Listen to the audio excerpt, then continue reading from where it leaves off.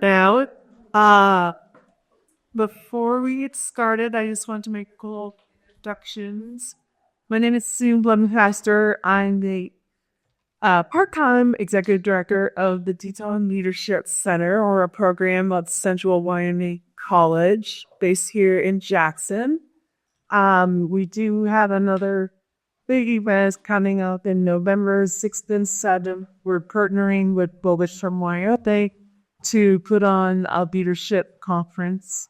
And that'll be at the Center for the Arts. There's some postcards back there. You have some really fantastic speakers. So hopefully you'll be following along with that. And I did want to make a couple of introductions. We do have some stacked here from Central Wyoming College. A couple are new and a couple aren't. But back in the back, I wanted to introduce you all to Kathy Wells. She's here from Riverton, splitting a time from Riverton and Jackson, serving as the interim dean of the Jackson campus. And she's the vice president for the College for Academic Affairs. Andy Lex is also here. He's back there with the lecture. He's serving as the academic and student success coordinator. He's the one that if you have some people in Central Wyoming College is getting set up, counseling them, giving them all of their classes, etc., answering their questions. We've got Dustin Stone, who provided this nice spread of food for us. He's the director of hospitality and culinary at the college. And Mike Walker is the director of development. And the exciting news, if you haven't seen it, is the new Jackson campus next to the high school has broken ground, and they're busy getting that built. And last I heard, we're hoping to have classes in there in the fall of 2026. So that's over the deal for Jackson. So thank you to all of them. And to get started, this is Dr. Thom Mayer. In here, you must have read something about it, but I'll just be super brief. Because there's a long list. But he's currently serving as the medical director for the NFL Players Association, and he's an emergency physician sports medicine leader of international renown. And he is volunteering his time to come here. He's otherwise speaking to national corporate groups and medical providers, etc. So a real pleasure for us to have him. He served as the renowned physician at the Pentagon Rescue Recovery Operation on 9/11 and incident commander for the inhalation anthrax outbreaks in Washington, D.C. that same year. He also led a team at Rubicon mobile emergency team in Ukraine following the outbreak of the war. Unlike other leadership experts, he's really like leadership, just researched it. Then he is white Corrine, have a home in Wilson, and over a year ago, he got Teton sent me a copy of his book, and he's been working ever since, and here we are tonight. So I have a few prepared questions, and I will let you know that he did say, I don't want to know what the questions are. He just pops up the cup. So this isn't scripted, and it is designed to be a community conversation. So I will ask some questions, I'll tell some stories, and then it'll be your opportunity to ask your questions. And he did ask that if you have a crisis that you're dealing with, that you are feeling vulnerable enough to share with us, he'd love to help. So, Doc, what have you been up to? What's this week look like for you, and what's top of mind? Well, first of all, thanks for having me here. Is that off? Do I hit it off? I don't know. Yeah. There we go. Sorry. On or off? Can you hear me?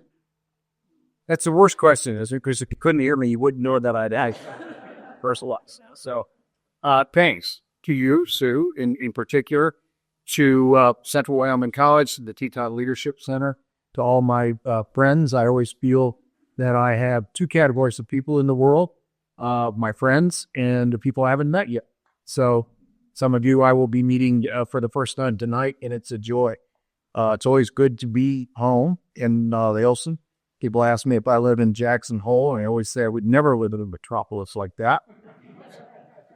And I have to tell you, when I sent a copy of the book to Sue, I went to the Wilson post office, which have you ever been, is retrograde, stepping back into certainly the decade, maybe even the centuries. And of course, the postmaster said, "Oh, I know Sue Muncaster." So it's good to be home and among all of you great people. I also want to recognize a close friend of decades, Dr. Steve Hartzell, who is a fellow. Oh, sorry. Is the green one? It's blinking off and on. I think the battery's dead. But anyway, Steve Hartzell, who is an emergency physician, fellow emergency physician, the founding chair of emergency medicine at the University of Utah, which is my alma mater. And you gotta love this. This is a guy who, for fun, goes up in the backcountry and recreates the paintings of Rungius and other famous Western landscape folks. So that's the kind of folks that we have around here. So good to see you, folks. So I'm good. Yes, I just flew in from California today. Had some business down there with the ranch of the Charters, and I'm back. Bonjour, monsieur. I was back. No, you man. Awesome. Welcome. To start, I thought maybe you could tell us a little bit about your background, and particularly I liked what you signed out sports to theology. Well, I was, some people essentially go to college in the Jose Fire. Many people who play football, I played football my whole life since I was third grade, and non-flag football, but contact football. That's just the way it was at that time. And so a lot of people play football in order to go to college. You get an education, which your education paid. Me was quite the opposite. I went to college to play football because I wanted to play in the NFL.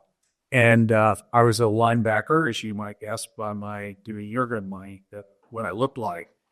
Job description, blow things up. Destroy the hopes and dreams of the letting guys on the other side and all those people in the sideline and to the stands, and particularly the offensive coordinator who thought, so now they get outboxed me. Midway through my freshman year, the coach came to me and said, Mayer, you got to have a major. And I said, a major what? Saying, back after your career, you have to go to nature field state. So I chose biology.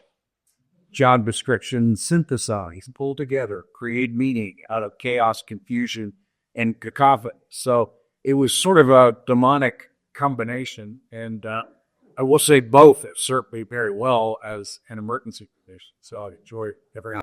Then quickly, I did try out with both the Bears and the Vikings, and they had assured me that except for size, speed, strength, and was that a town? They said I have no talent other than that. I don't know. Also, we had a question about failure lately and how you turn it around. But so one of the things here's the book, and I apologize that we don't have it for sale, but in order of mine, you can listen to it via the library app I learned this afternoon. And so, and whatever the title, if you can't see it, Leadership is Wordless, but Leading is Priceless. And it's a nod to the fact that, I won't put words in mouth, but true leadership comes from your actions, not your position, especially times of crisis. And that's a leader's job it is a leader's job to ensure that others succeed. And for me, I've been thinking about that as helping others reach their potential and going even further and loving their potential into being. So a trendy concept, I don't know if it's trendy, but I just heard it put this way. In the leadership field is relational intelligence as opposed to human intelligence, AI. emotional and even above with emotional intelligence. So, curious what your perspective is on that, and what are some of the key skills to develop your relational intelligence? Well, that's a great summary. I wrote the book not because I thought I needed to write a book, but because, as many you know, there's over 50,000 books on Arizona alum with leadership in the title. And because I asked audiences, haven't read it yet, though, they raised their hand. And I asked what it said. Most people can't tell me. And that's not because they're not good readers or that they weren't paying attention. It just struck me that through the litany of things that I've been privileged on to be asked to do as a leader, even in my career, that there was a counterintuitive insight. And that counterintuitive insight is leadership is worthless, but leading is priceless. Why do I say that? Leadership is worthless because it's just what you say. And anybody can say anything, and they often do. But leading is priceless because it's what you do all day, every single person. And, I talk to large audiences of CEOs and tell them, we don't think as single mother, it's every bit as much a leader as you are. You better take again, because they are. They are leading their lives, they're leading their families. And so, to me, the issue is not don't aspire to be a leader. You already are. Instead, embrace the fact that you are and inspire others to be a leader, no matter what they do. And when that happens, I think three things have to occur. The think about leading leadership in a radically different way. You have to act on those things within a week, because if you don't do it within a week, you're just not going to do it. Not because you're bad people, but because you're people. So Dr. Hartzell and I come back from meeting, there are all kinds of notes and slides and everything else. Unless it changes what we do, it's really kind of worthless, if that makes sense. And the first is to innovate. And understand that innovation is not doesn't occur at the speed of intelligence, genius, creativity. It occurs at the speed of trust. And parenthetically, when I told Elon Musk about it at Mar-a-Lago at dinner one night, he wasn't very entertained. So I asked. But my point is, if you don't feel free to fail, if you don't, as a leader, whether a leader of a family, a leader of a corporation, a leader of small business, large business, physicians, bankers, anyone, if people don't feel afraid or don't feel comfortable failing, they're never going to step outside the lines.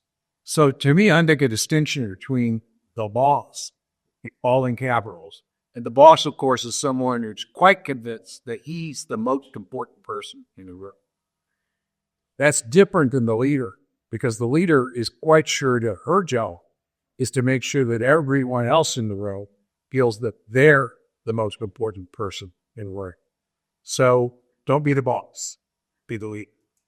And the corollary, of course, is we're all leaders. You wake up in the morning, you don't say someday, this wistful word, someday, I'll be a leader.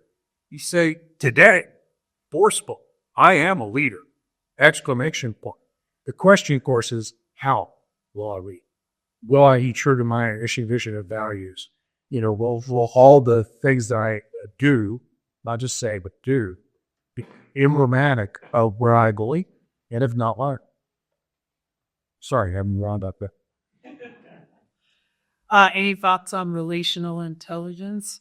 I haven't heard that term until right now, but I mean, it makes sense to me in the sense that if, in fact, we're all leaders. I would say the answers in life are not above us. They're within and among us.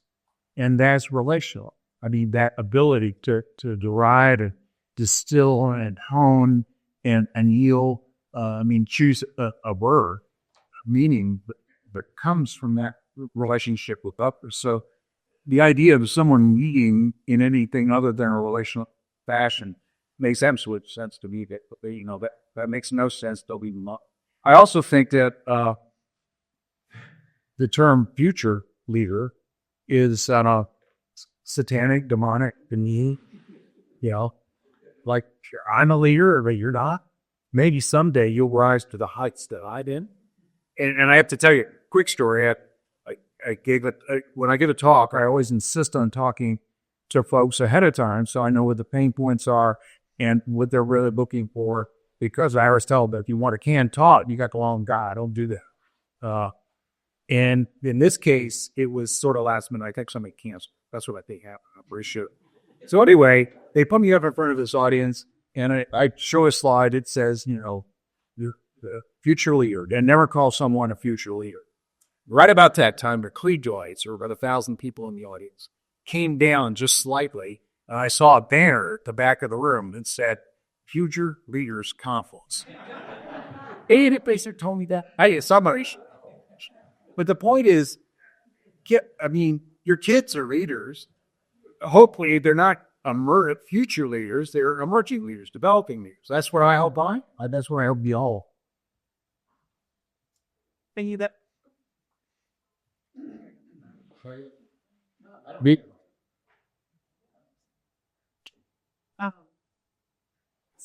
So that when you said mission, vision, values, and culture, but I have a quote from them that says, a crisis is a bad place to try to discover your mission, vision, values, and culture.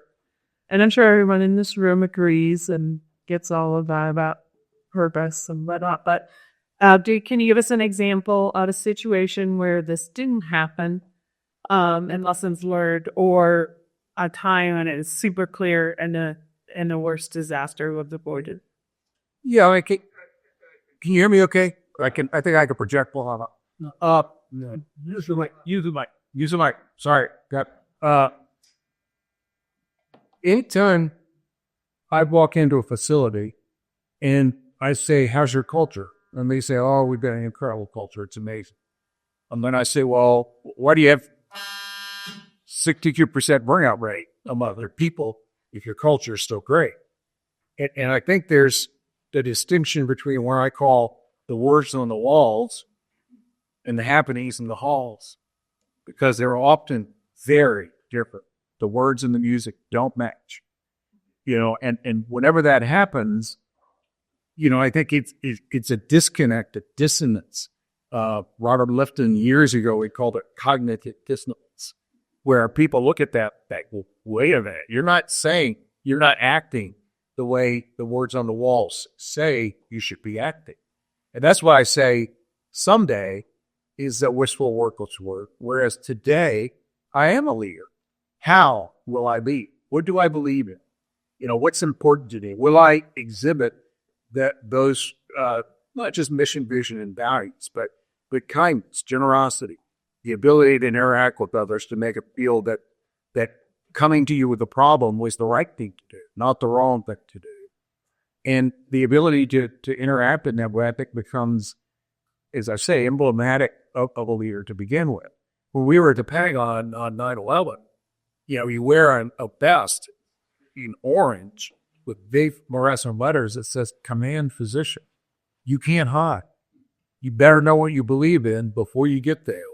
And you better know what it is you're there for, which is to protect the people who were in that building, both to recover those who were alive and recover those who were not, but to keep the firefighters, the paramedics, the structural engineers, and all the people who were there safe, because that's your job. And I hope this gives no offense, but people ask me, what did you learn from the Pentagon? And I always say the same thing, which is stop sucking up, start sucking down. And what I mean by that is when I got to the Pentagon, it burned for 3 consecutive days while I was there. There were 32 2-star or above generals and aircos right behind me. Good people. Those were their people in the Pentagon. So they wanted to help in any way they could. I could have sucked up to them the full 3 days that I was there, and it would have done no one any good whatsoever. You have to suck down to the people who know the job, the structural engineers, the paramedics, the firefighters, the FBI evidence recovery team. I went into the ERT, the USAR task force, Urban Search and Rescue Task Force, each of whom have their own expertise and their own way that they do it. And it's only by, if you will, again, I don't mean go fast, but sucking down to them and giving obeisance to them to understand what was going on, because somebody's got to pull this whole thing together and have the broader vision of how does all of this stuff relate to each other. So that's why, I mean, it's a crisis is a bad time to start thinking, I wonder how I feel. It doesn't work in my experience. Thank you. One of my questions was when to bleed and when to step aside. So I think you just answered that one.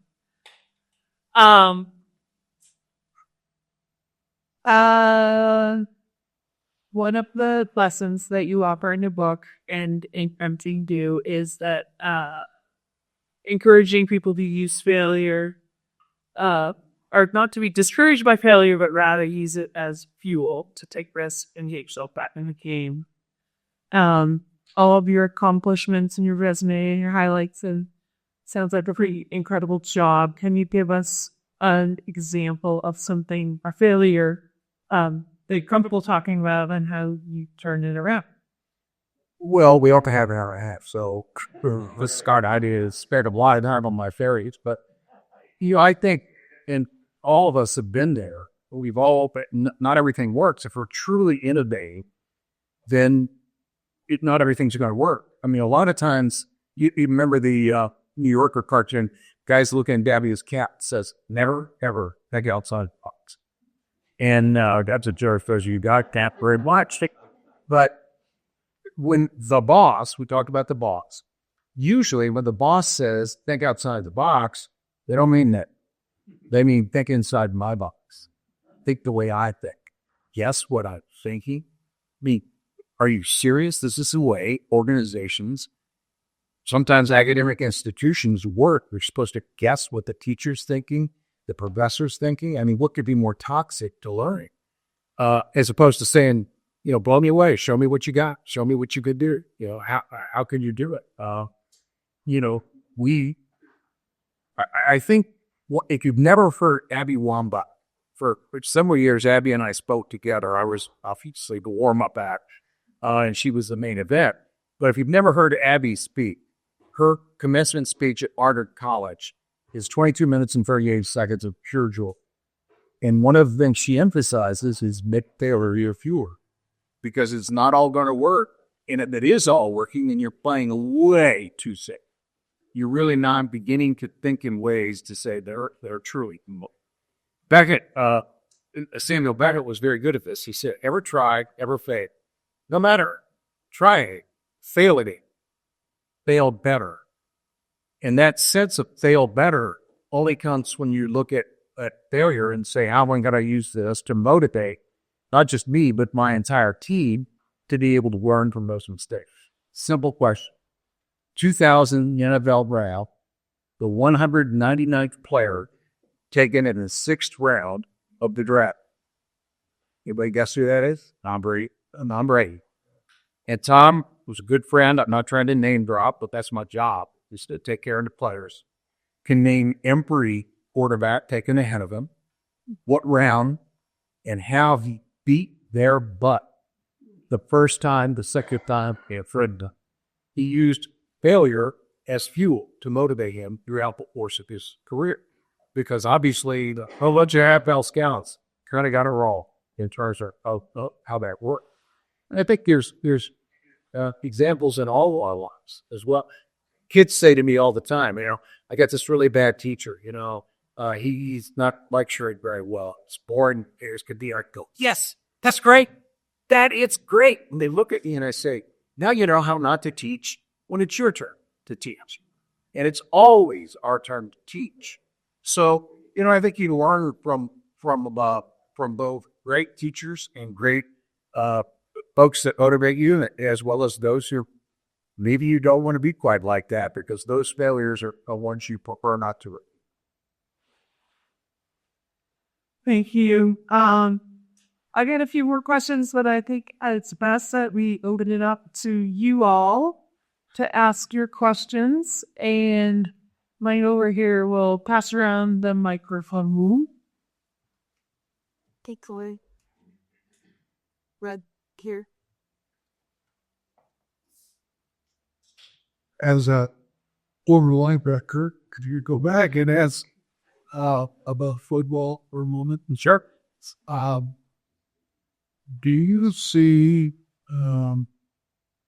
progress in a viable solution to CGE without degrading today? Well, people ask me about my job, which you have done directly and indirectly, and I always say it's no harder than standing barefoot on a razor blade and not getting cut. And that's what it amounts to. I mean, you look at the formula for force, the force that our players go through is simple, and everybody remembers it probably from high school or college, as the case may be. Ab equals MA, force equals mass times acceleration. Well, and they're bigger than they've ever been before. I've been doing it 25 years. They're faster than they've ever been before. Trust me, why? Well, to the main reason the Vikings and the Bears breed, but I didn't have the talent because I didn't have to speed. The thing that distinguishes them is their speed. And you try to tackle them. I remember this very proudly.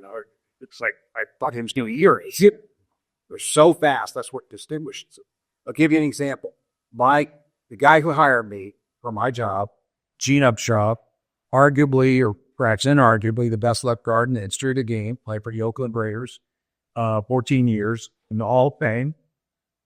He played it at 6'5", 255. Josh Allen is 6'6", 260.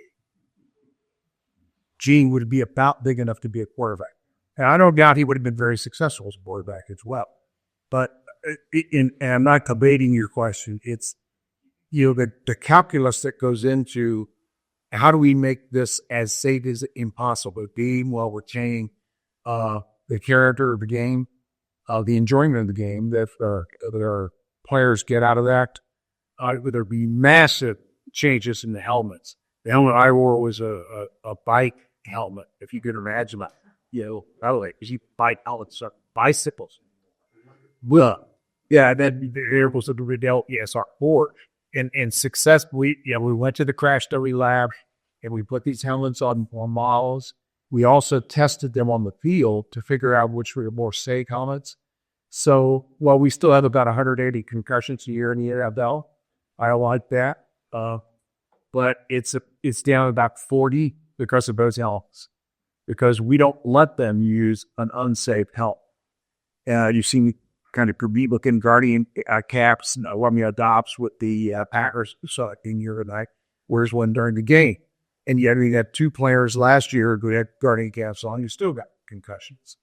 So it's a delicate balance between the two. But the kickball rules have changed, as you know. So there's so more dynamic. I would call it dynamic. It's not dynamic, it's static. But that's what we call it. And so we see that per day. Yet we've still got it in punts. Punts really haven't changed, nor have the number of concussions from punts changed here. Think about this. There's 2,500 players in the NFL. Take the 53-man roster, spread to your clubs, called clubs, not teams.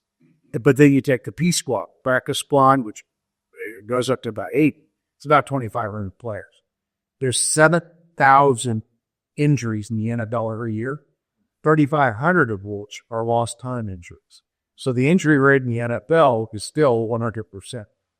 And to the force equals mass times acceleration, we're seeing a much higher incidence of shoulder injuries, including fractured scapula, Ethan Ash. And that takes a lot of force to fracture the bone back here. And it's because they're bigger and faster. And if you look at a picture of Gene playing, Lee playing, and look at the guys now, our shoulder pads are much smaller than they were at all. They go for light as opposed to protection. So the game's changed. That was a lot more than you wanted to hear. What about kids? You know what I say? I get this all the time, and particularly in the late summer, August. When should kids play contact football? I started for grade. That's not a good idea, but that's the way it was at the time.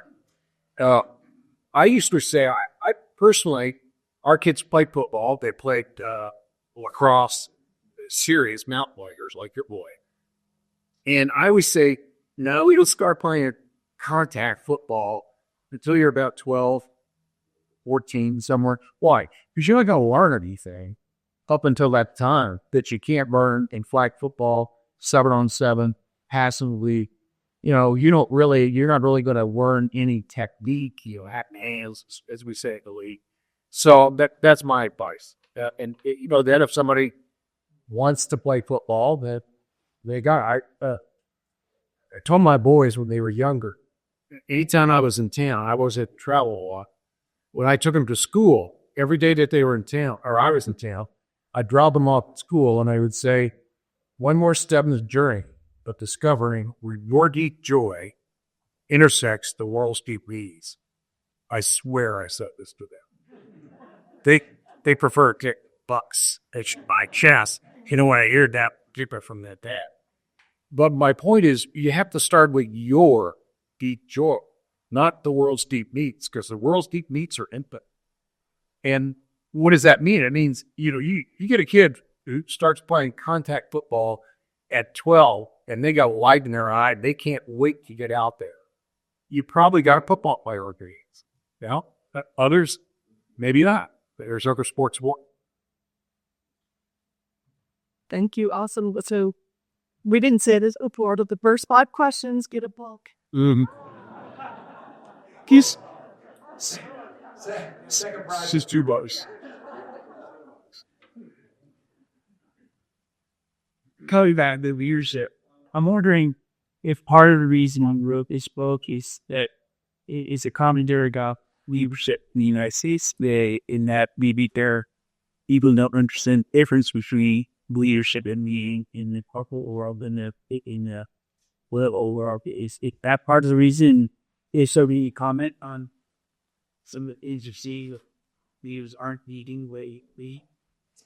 Yes. That's Barry, let's do college. First of all, in my opinion, the only reason to ever write a book or an article, newsletter, I do a newsletter, or give a speech is to help someone. If you're not trying to help somebody, what do you do? What's the other point?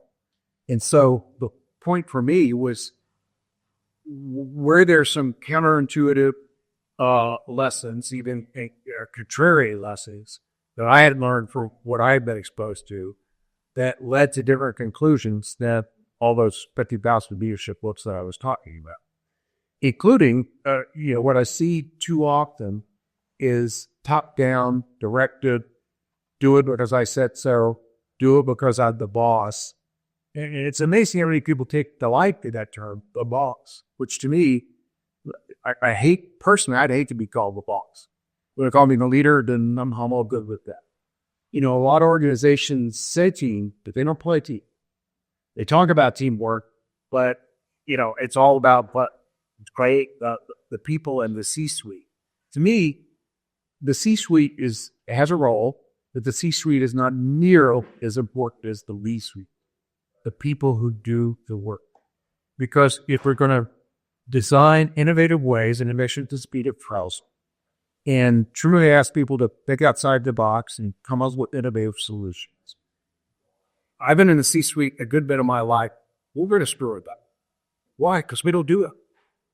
The people who do the work are the people who know how the work needs to be changed. I can go out there and tell a librarian how to file books differently, and they're going to look at you like, what a moron. They're right.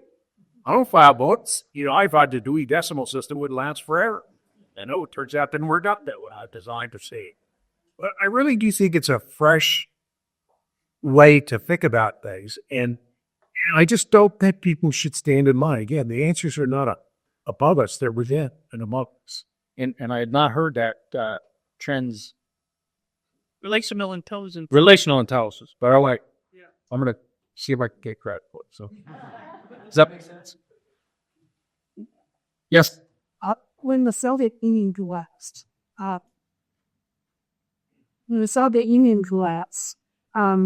there's a great need in many corporations for people to go or teach the Kazakhs business leadership? What were you about had advised them? Well, very similar. I mean, I didn't do that. I led right after the war broke out, literally within 2 weeks of the war break, I led a mobile emergency team to Ukraine. And I think that people say, why didn't you do that? And the answer was, because I could. I mean, I was uniquely qualified. Steve would tell you emergency physicians can handle pretty much anything. And plus their needs were just that. And I think the same thing applies to folks who went to Kazakhstan and other places where there was a need for a set of skills, a set of a knowledge base, and a way of leading that wasn't known to them before. Because, as you know, in the USSR, it was quintessentially top down. Do it because I say so. Don't question anything.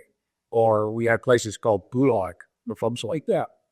And that takes a certain amount of courage. Actually, it takes a lot of courage. It did in my case, because, I mean, I couldn't have lived with myself if I stayed. I just couldn't. There's no way. We were trapped by Wagner agents who were trying to kidnap us over there. I didn't go there. I can't wonder, why do we have all these security guards around? I mean, Navy SEALs and Delta Force and all this. I put my NFLPA hat. They said, don't put that on. Why not? It's my hat. I'm going to wear my own hat. But, it was always a risk to stepping outside your own boundaries, whether it's a different country or a different knowledge base, challenging routine, not just to say team, but to play team, and therefore come up with their own solution. I'll give you a very simple example. The Hard Rock Super Bowl a couple of years ago was, this year shouldn't talk about football because you're going to honk somebody off. Well, I will. There was the Chiefs and the 49ers. The 49ers were up 20-10. There were 7 minutes and 13 seconds left in the game. And timeout was called, and the Patrick Mahomes was playing poorly, but he wasn't playing poorly because he had that day. He had a bad day. People forget this. There's 11 guys on the other side of the ball in white jerseys that are there to blow up, as I was as a linebacker, all your hopes and plans. And Steve Spagnuolo, now the defensive coordinator for the Chiefs, was the defensive coordinator for the 49ers at that time. So a timeout was called. Packard went to the sideline, and it was a serious enough situation, 7 minutes and 13 seconds, that Joe Buck said the Chiefs need some Mahomes magic. Not as a criticism of the Packard, but simply to say, they're killing. So Patrick goes to the sideline. There's a point to this. It doesn't sell. I'll get that one. Goes to the sideline, and he turns to Andy Reid, Big Red, one of the kindest, nicest people I've ever met in my life at any venue, and Eric Garney, then the all-hazard coordinator. And Patrick, in his raspy voice, says, do we have time to run WASP? And you say, meaning he had time to run WASP. Get 7 minutes and 13 seconds. That's not what he was saying. He was talking about football time, not God, not fun.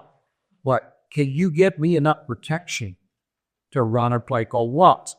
And WASP, Tyreek Hill, unfortunately, as you know, had the injury the other night from the Dolphins, but he was the slot receiver at the time in the Chiefs. And WASP is a play that takes a full 5 seconds to develop, because you have to have that much protection, because it's what's called a post corner route. So he's going up the field, right towards the post, and then back to the corner, and that takes 5 seconds.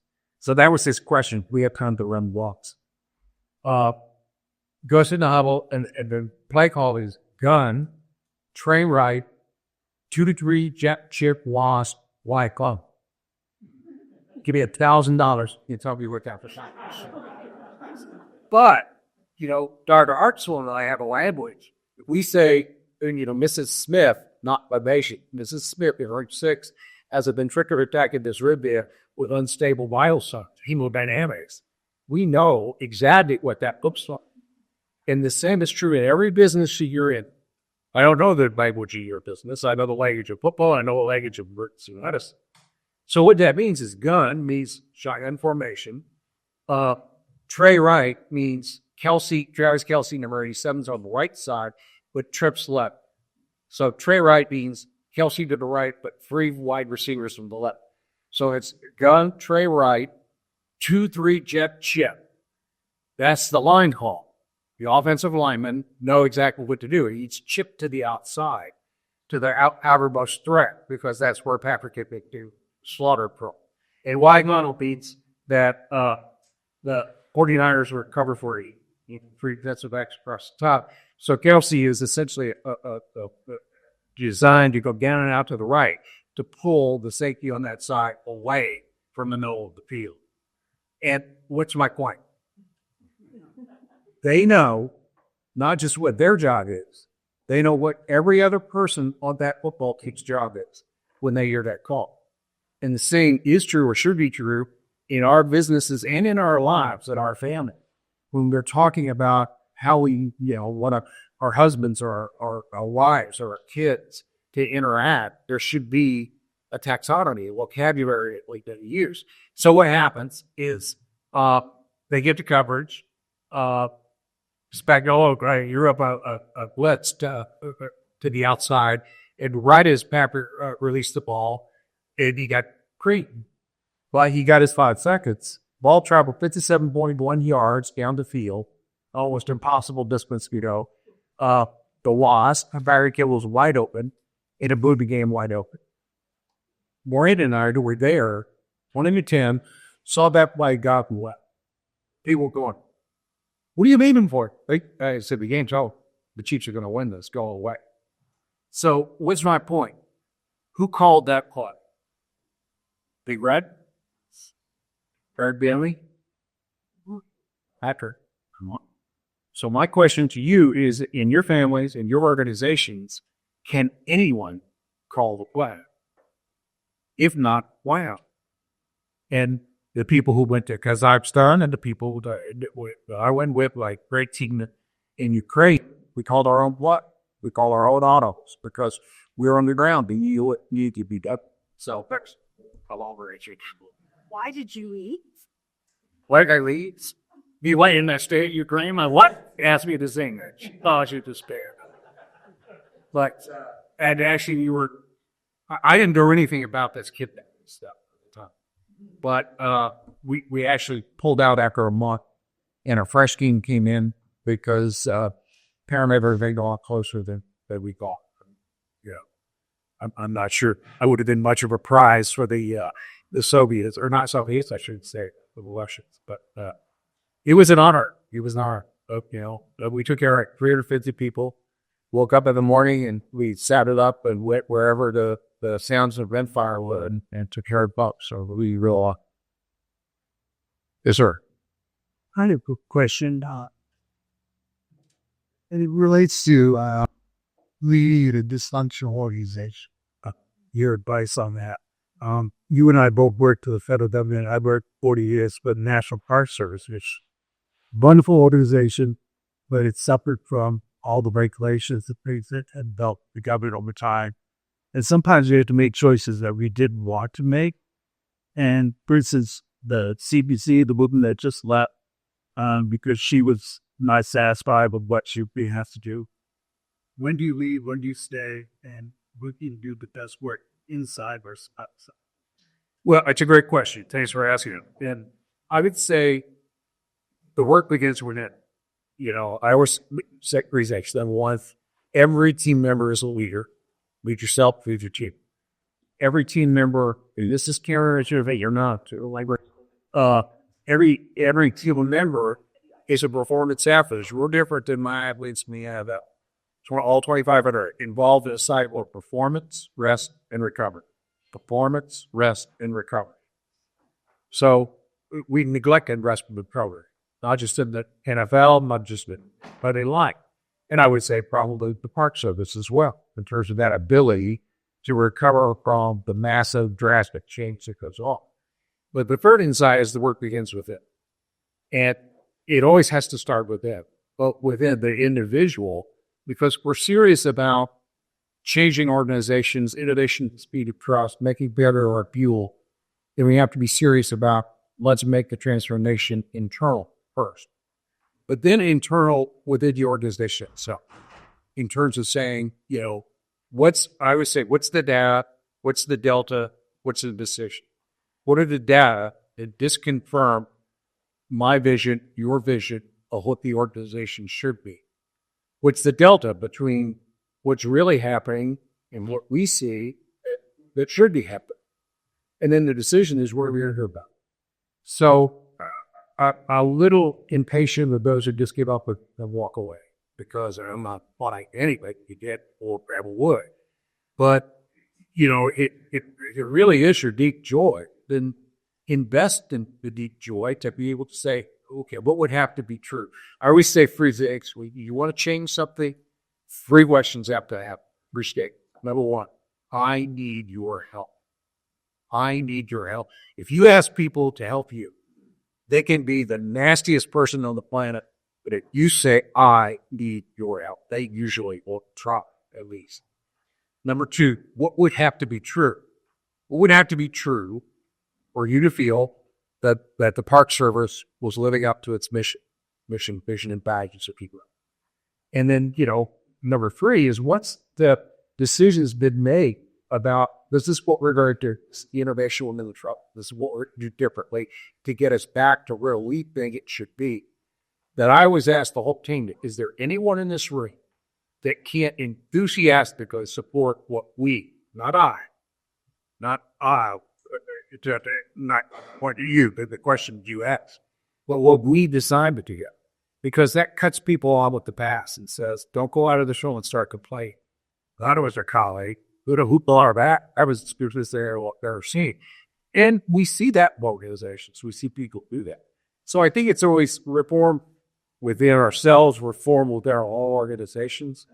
And yet, you ask the question directly or indirectly, when you know it's not believed. And I think the answer is, well, you do got to stop shaving, and looking in the mirror, or make a change. If it comes to a time when you look at yourself and say, okay, it's not my organization anymore.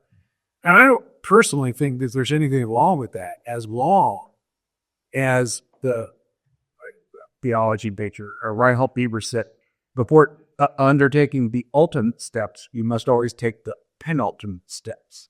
Before the things at the last, we must always do the things before the last.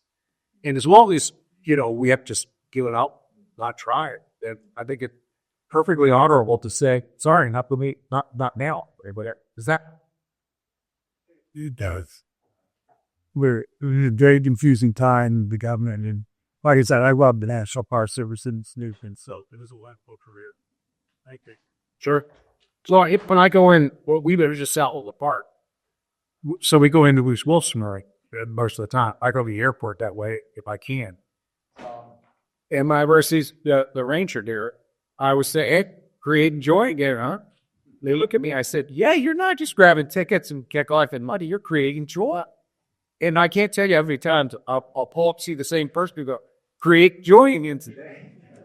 Because that's what the Park Service does. My God, the history, the just grandeur that's involved there. I tell you a very quick story. We were just down in Park City for Vital Ground Foundation. My wife's a worker with Vital Ground. Devin Seuss, Bart the Bear, Legends of the Fall, all these great movies that Bear was in. They're the people who founded this group that protects wildlife habitat and that's unprotected. So Yellowstone system. It's so grizzly bears and wolves can migrate through private land as opposed to condos and developments and things like that. And, when you see what happens with them, Lynn told this great story. I think it will resonate with you. They took Bart to the most people bring up Dolomites. It's actually Dolomites in Italy. And they're filming this massive grizzly bear up in the mountains. And all of a sudden, everybody gets excited because they look up and they see a marmot. And everybody's going, oh, look, it's a marmot. It's a marmot. I can't believe it. It's a marmot. And Liz tells this great story of looking up, it's a woodchuck. And the Italian guy said, man, That's all we have left. Is that Mark Reggie?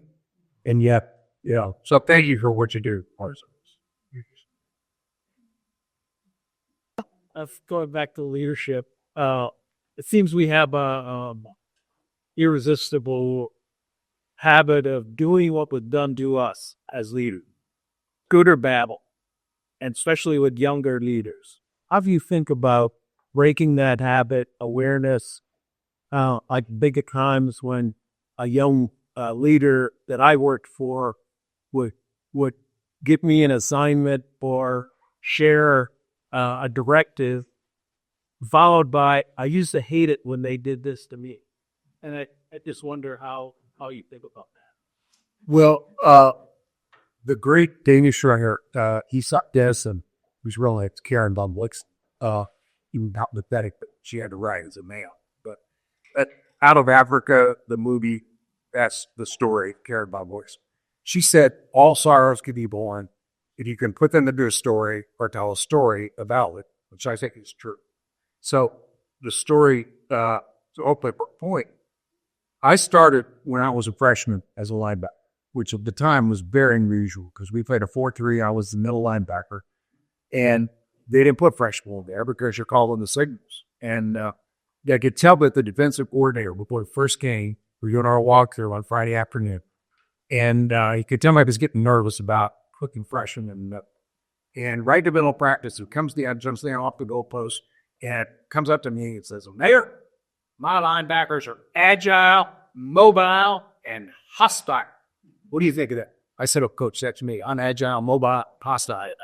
But I'm the Mike. I'm the middle linebacker. I got to read and react. I got to keep my head on a swivel. I got to adapt all game long. And you pause for a second and say, my linebackers are agile, mobile, hostile, and adaptile. Apparently, they used that for the rest of his career. People like Coach, but Dave might not have that legit. But you kind of, a lot of people adopt the demeanor, the habits of whatever leader it was that they were exposed to, instead of, which is part of the reason I write the book to say, well, why? I mean, why didn't we break this mold? Why can't we all understand that we're all leaders, which is leading different aspects of our families, our organizations, and the things we do. So, is it always right? No, but it's always right if they're saying, the answers are not above us, they're within and among us. We'll find it. We'll figure it out. We'll work together. I find so many so-called teams that are anything but teams. There's somebody giving direction saying, well, you finish all that, come back, I'll give you something else to do. One way to live, or it's not the way I'm going to live, that's for sure. Does that make sense? I carry a question. I'm actually playing emergency medicine in Syria now. If I could play, could you tell me some of the harder lessons that you learned as with bikes for in Europe? I really I remember shooting which are the C programs to actually do university. Then I'm very curious what advice you have for inhalational. Well, I want to hit Dr. Hartzell on this too. But the hardest thing, in my opinion, and it should have been intuitive, particularly for a combination football player, theology major, it's not all variable, right? And you can prepare for it, but you lose a patient. People say, well, you get over it. I don't have an idea. I never got. I mean, you have to live with it. That's different. That's really different. So go in, eyes open, and understand. But to me, it's the most amazing job you could possibly get. People tell him, I had to explain this to a board chair. He was in scrubs and round him around in the emergency department. And he said, my emergency department was 150,000 people. It was used three kinds of city I grew up with. And, hair, teeth, and eyes, technical term, all the time. Really, really sick people. You've ever seen PIP? No. I mean, it's just like the PIP. And I finally had to turn to this board chair and say, let me tell you something. these people didn't come here because they wanted to come here. They'd say, wow, it's a really nice day. Let's go down to the emergency department. Something happened or a pain or they had something that lasts as long. But I can't say enough about it. To me, I can't imagine a different career, a different way, because, you help people. And it might say to minds every day, but I'm hopefully, saving a little bit of their pain and suffering. I'm giving them knowledge, I'm educating them, they're educating me. What do you think, Steve? Yeah, I think it's in their place are the action. It's one of the jobs that I know that you can actually help anybody who lost a door. And it's not like you're doing that on term. You still get to do that. But that you are their last hope. And it's a hard job. So who were you excluded? I'm at the University of Illinois in a rural medicine program, so I'm actually working later Wyoming right now. Oh, neat. I used to work for the Indian Health Service. It was one of the best jobs I ever had. I've absolutely loved it. So, stay in touch. By the way, anybody that doesn't get a book, you can get it on Amazon, but don't do that. My email it's an odd sound. It's THOMMAYDRMD@gmail. But when you write it down, it looks funny because there's two M's together and it's THON, so KOR. Just shoot me an email and give me your mailing address and I'll sign and send a copy of the book. Second prize is 2 copies. And you do a fly.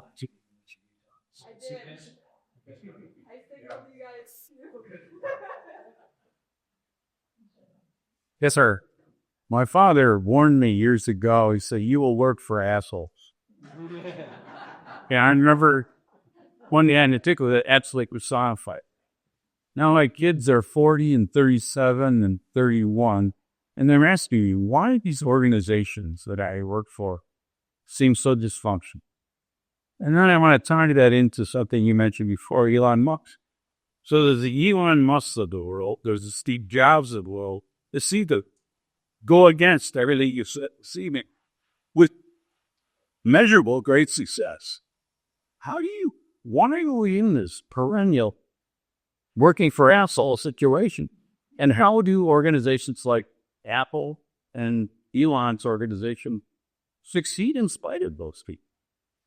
Yeah, it's a great question. I can't say a lot about Apple on Steve Jobs because I didn't know him. I mean, I certainly read Walter Isaacson's great book, Walter's Friend. And even having read that's an enigma. That guy was a serious enigma. Was he a pathological personality? Probably. I will say in Elon's case, not to come to his defense, but he has compulated at least SpaceX. I don't know much about Tesla, but I do know a fair amount about SpaceX with incredibly bright, creative, innovative minds, including a huge number of women who are his launch directors. And they're not bad job because they're females. They're the best thing that you could get. So that highly directive Doge type persona, at least from the people I talked to with SpaceX, have been the opposites. I can give you a military example, and that is there's an organization some of you've never heard of, called DARPA. And DARPA is the Defense Agency Research Projects Administration. It's the scuffles of the Defense Department. And so they, years ago, came up with radar and all kinds of different things. The most recent is a entire division on biotechnology, or BTL, with really incredibly creative people who are military. And you would think it would be very directive. My colonel, I'm a field grade officer, do what I say, all that kind of stuff. And yet it created this mentality within their organizations where what you might think would be part of my language, but yours as well, filled with assholes. The problem, since he said, I've said this many times, the problem with life is no one looks in the mirror and thinks, what an asshole. They don't do it. I looked this morning, I thought, hey, pretty good looking guy. But I think it's going to erode over time. I really just think that the successes of organizations that are more encouraging. Anybody have kids that went to Montessori school by a chance? Yeah. So you don't, but most people don't. Josh, our oldest kid, great kid. All our kids are great. He went to Montessori school, and I picked him up the first time, and he came out, and I said, "Josh, how was your day?"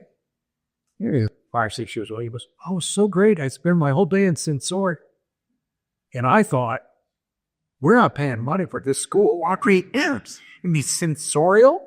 Now is that? So I started learning about Maria Montessori. And her philosophy, her educational philosophy, far from being unstructured, was high structured.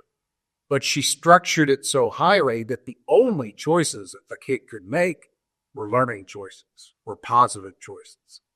That is pure genius. And I suspect, I don't know about Apple because I just don't know that much about the company. But I suspect that for all the forceful out front to do it because I say so, if they're truly sustainably successful, I gotta believe that they're giving choices, all of which are good choices. Does that make sense? Yeah. If I may just offer a quick perspective of what I appreciated about a book is one thing that, I personally and the reasons I've thrown myself into the Teton Leadership Center is offering an alternative to these systems of superiority that are so ingrained in our society. And when I speak of that, somebody else would say, break down the patriarchy. It's the patriarchy, but it's more than that. It's this idea that for me to be successful, there's only enough to go around, and I need to step on the fingers of everybody on the ladder to success for me to be successful. And so I so appreciate this is offering an alternative to that, and not to be too dark, but where has that gotten us? It's got a lot of people rich, and a climate crisis, a crisis of mental health, political violence, all of these things that are haunting our society. And I think a lot of it is this just mentality that it's, there's winners and losers, and that's the way it goes. So that's right. I hadn't thought of it in a while, but somebody will remember even better than I do. A big grasp will tell you might help. But Martin Luther King caught the same sort of thing when he was talking about the street sweeper, saying, a man, he called the street sweeper out on streets, sweep streets the way Michelangelo painted, Beethoven conducted, and how many said Bernadette, I'll use numbers, but sure. And just another thought is, it doesn't mean that we can't compete. And, sports is the perfect way. Like, how can we lead the competition on the field or in these places where there are healthier ways to compete with each other than just stepping on the ears of the people? What I only coached my son's teams when they asked me to. They didn't ask me, or wasn't going to get involved in that, because we've all seen too many parents that are acting out their unfulfilled dreams and fantasies, screaming, yelling, like, scatological entities of our tax effects. But when I did coach him, I always told him, before the game, I point at the team across from us. I'd say, who are those guys? It's the opponent. We're going to kill them. We're going to rip them apart. We're going to rip dates. Brendan trails all over the place. I'd say, you guys like practicing? Yeah, but we like games more. And I always say, without them, there's no you. You don't get to play this game unless somebody has a uniform on the other side of the field. So you ought to treat them as your friends. And you know what? You're going to go to junior high school. You're going to say team. Then they're going to really use that. So, and we have a cheer. The cheer was always the same. Hands in, 1, 2, 3, first and fun. First and fun. That's all we ever said. When I drafted the kids, the assistant coach would take them out and get them, stretching and all that kind of stuff. I pulled the parents aside and I said, I drafted your sons and daughters because they're great kids. You're never going to hear any of the coaches tell your sons or daughters that they did something wrong. They know they did something wrong. They know they missed a towel. They know they missed a block. They know they dropped the pass. We will tell them how they did it wrong. And if they choose to do it right the next time, how to go about doing it. He never said when. And I said, if you want us to have your kids win football games, and that's your primary goal, tell me now. I'll trade them tonight. Because they're not going to play them in the state. And I'm not going to have you in this game doing it. And they never had anybody trade me. There were some parents, fathers in particular, both pretty unhappy about the whole thing. But we want a lot, number one. And number two, this is really a punchline. And that is 30 years later, I see those kids on the street and they look at me and go, "Die! First and fun!" So you remember. It's funny how they remember.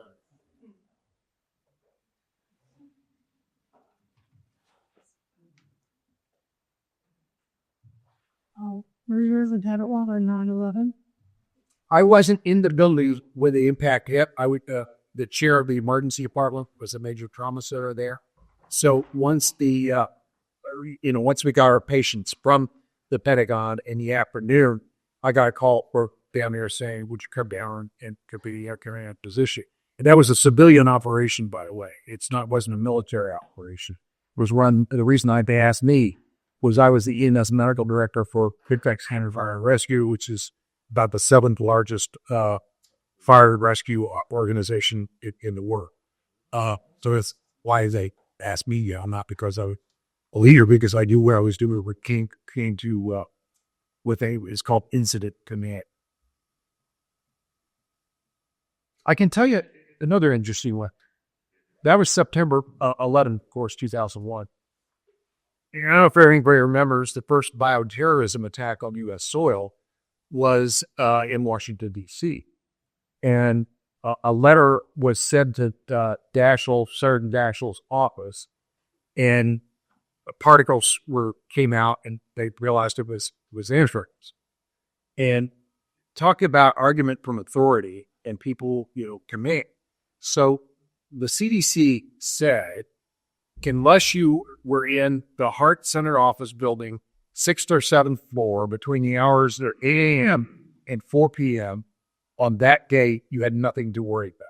So here's the, organization that knows everything, CDC. And next day, 2 days later, into the emergency department comes this guy, very slender guy, very fit, happened to be a vegan, which accounted for part of the reason. And chief complaint, that's what we call what the patient says, chief complaint. I think I may have anthrax. Well, the easy thing to do would say, were you in the Heart Center office building, 6th or 7th floor, and all that? My emergency physician, her name is Cecile Murphy, didn't do that. She listened to it.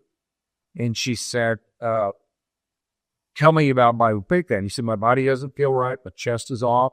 I'm very fit, and she noticed that his heart rate was 142.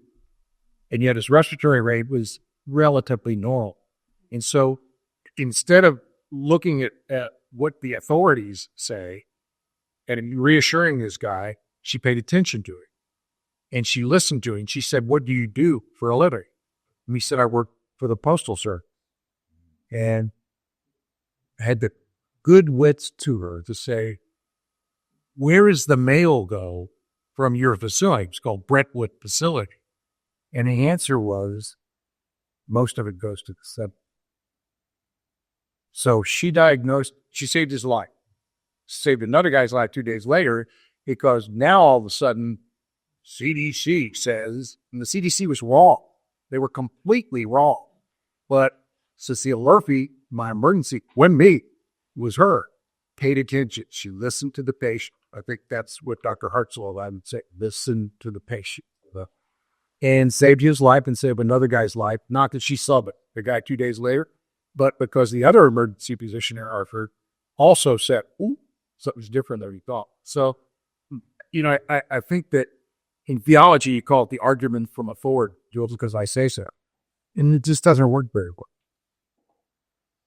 He might. Yes, ma'am. I feel like we should figure out things up. It's getting warm in here. It's getting late, and some people have been leaving. I did want to ask one more question, and it's a bit of a downer one. I'm sure you will look this up with your answer. We did agree, and we do agree at our events not to get too political and be really inclusive of different viewpoints. But what I'm thinking about these days is that, our biggest crisis is right now political violence, ideological violence of one point, and divisiveness. And as leaders, maybe send us off with a few nuggets on what we can do individually to set good examples, etc. Or maybe a story of where, I'm sure when you were in different, whether on the football field or in the Pentagon, that you've got people with so many different ideological beliefs, and how do we work together to get it done? Well, it's a great question, and we didn't set this up, I just did a newsletter a couple days ago. Again, why would you write a newsletter if you can help somebody? And it was had to do with Socrates, the Socratic rabbit, doubt, uncertainty, and solitude, and the fact that there is a method, the Socratic method, of posing serious questions, sequential questions. If some of you who involved in business and industry know that they often refer to it as the 5 whys. That's like Craddock actually comes from Toyota, and a guy named Frederick Reniel who wrote a book about that. But that's continuing to ask why, until you begin to sort of really pull things down. Now, in theology, that's actually called exegesis, to take a scripture, to take an idea, to take a thought, particularly a certitude, and begin to break it down to its component parts. And the process actually, Socrates' time was elaborus, but it's that ability to continuously ask questions, to debate back and forth, not to torture somebody, but to really break down, okay, what do we think? Why do you think that? Are we really that sure about what that looks like and how it should be done? And not to sound like a curmudgeon or anything, as you can tell, my wife is quite certain my next book should be titled Everyone's Entitled to My Opinion. So you ask, I'm going to tell you. We're so certain about so much that it just bothers me. It concerns me. You see, the post was Socrates' Socratic method, and it happened to you coming. I didn't know Charlie Kirk. I didn't know much about it. I certainly knew who he was. But when you get certitude to the point where someone says, I'm taking this guy off the map, that's, if you've never heard, there's a great series of debates sponsored in Canada called the MUNK, M-U-N-K debates.